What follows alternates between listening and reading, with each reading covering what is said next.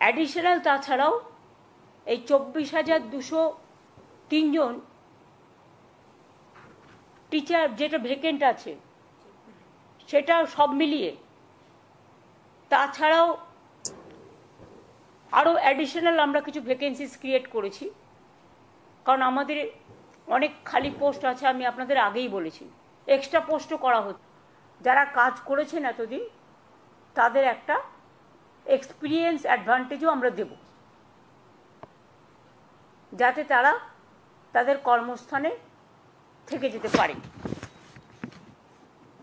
আর group C group ডিটা আমি আজকেই বলছি না, যেটা অ্যাডিশনাল পোস্টটা বলে দিলাম, কিন্তু যাদেরটা টাকা ফেরত দেওয়ার কথা বলা হয়েছে এবং যাদের বাতিল করা হয়েছে, তাছাড়াও অনেক টিচাররা আছে যারা বাতিল হয়ে গেছেন, যাদের বলা হয়েছে তোমরা এই পরীক্ষায় বসতে পারবে না, তারা অন্য ডিপার্টমেন্টে জয়েন করতেই পারে, কোর্ট সেটাও বলে দিয়েছে। সুতরাং আমরা এডুকেশন ডিপার্টমেন্টে যেমন আমাদের লোক প্রয়োজন, কারণ ঘন্টা বাজানোর লোকও নেই, রুম পরিষ্কার করার লোকও নেই, তালা বন্ধ করার লোকও নেই এই ঘটনার ফলে, সেই রকম যেমন আমরা অ্যাডিশনাল গ্রুপ সিডি নিচ্ছি, সাথে সাথে যারা এডুকেশন ডিপার্টমেন্টে কাজ করছেন অথচ তাদের সবারটা বাতিল হয়ে গেছে, ম্যাক্সিমামটা বাতিল হয়েছে, গ্রুপ সি গ্রুপ ডি সবটাই,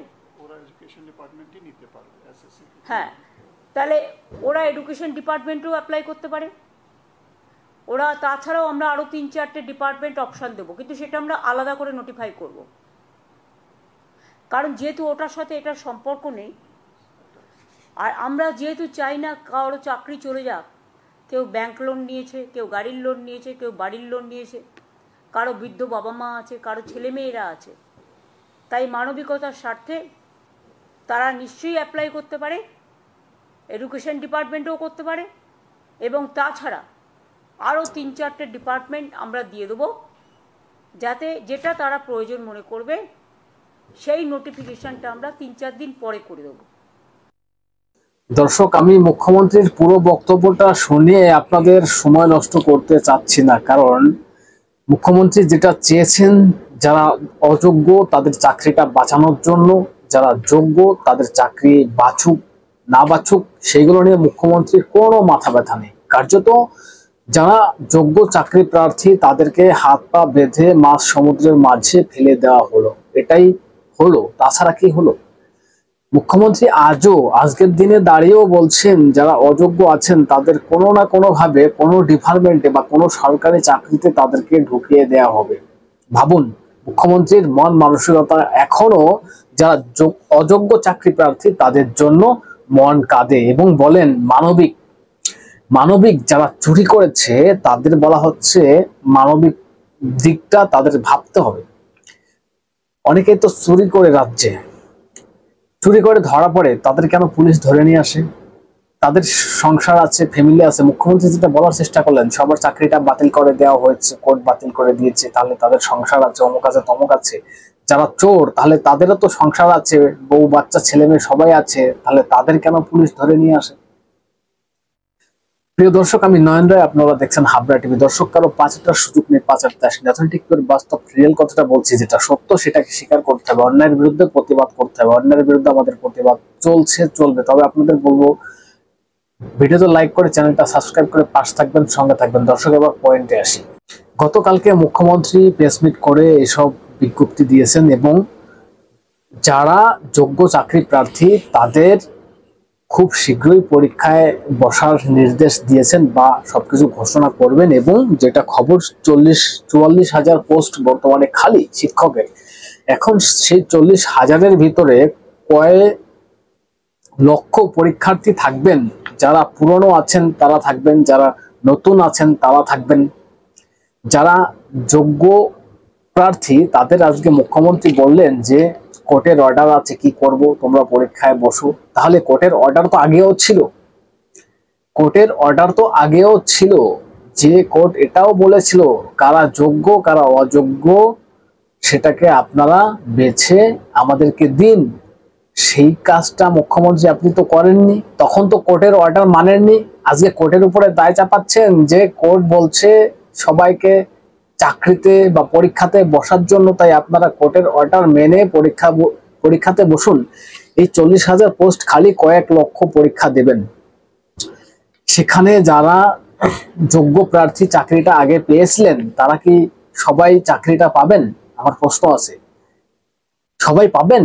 কারণ আপনি ভাবুন তো, আপনি আজকে পড়াশোনা করছেন, পড়াশোনা করে যে কোনো একটা ডিপার্টমেন্টে বা সরকারি কোনো ডিপার্টমেন্টে আপনি চাকরি নিয়েছেন, সেখানে 5 বছর 7 বছর 10 বছর পরে যদি সেই চাকরিটা আপনার বাদ হয়ে যায়, তাহলে আপনাকে যদি সেই 10 বছর পরে গিয়ে বলা হয় আপনি আবার সবার সঙ্গে পরীক্ষাতে বসুন, সবার সঙ্গে পরীক্ষাতে বসে আপনি আপনার যোগ্যতা প্রমাণ করুন, আপনি টাকা দিয়ে চাকরি নিয়েছেন নাকি যোগ্যতা দিয়ে চাকরি নিয়েছেন, তাহলে আপনি পারবেন?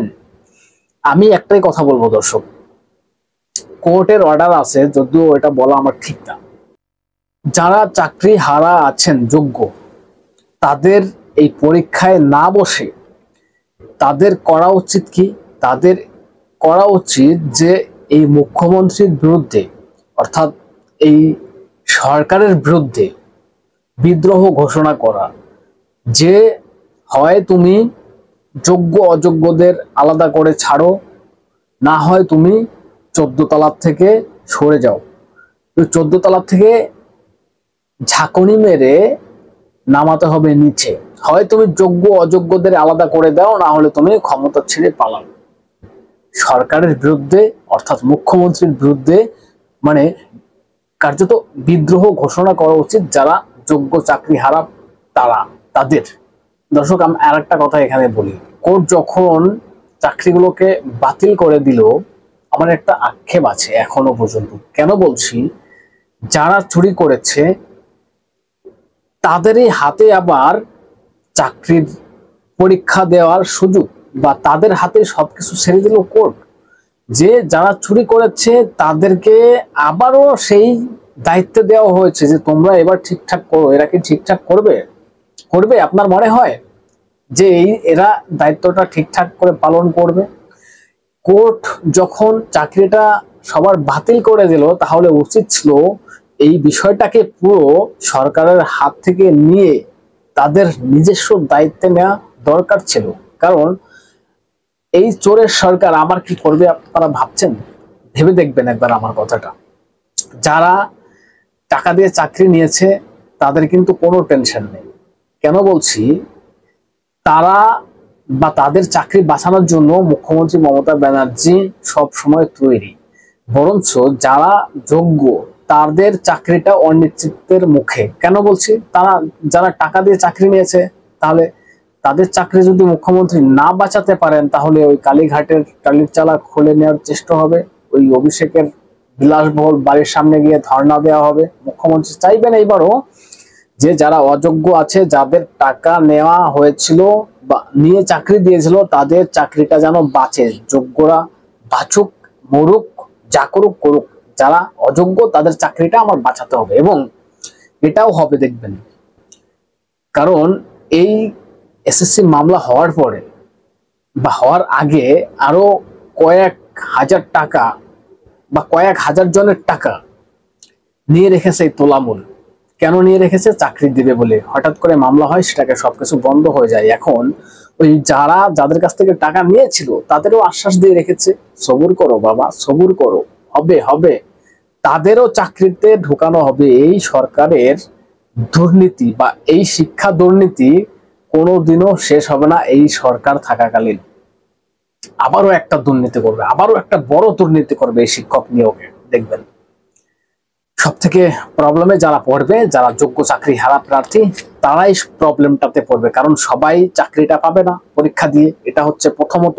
দ্বিতীয়ত, সরকার আবার ছাবে যারা অযোগ্য, যাদের কাছ থেকে টাকা নিয়ে চাকরি দিয়েছি, তাদের চাকরিটা আমার বাঁচাতেই হবে।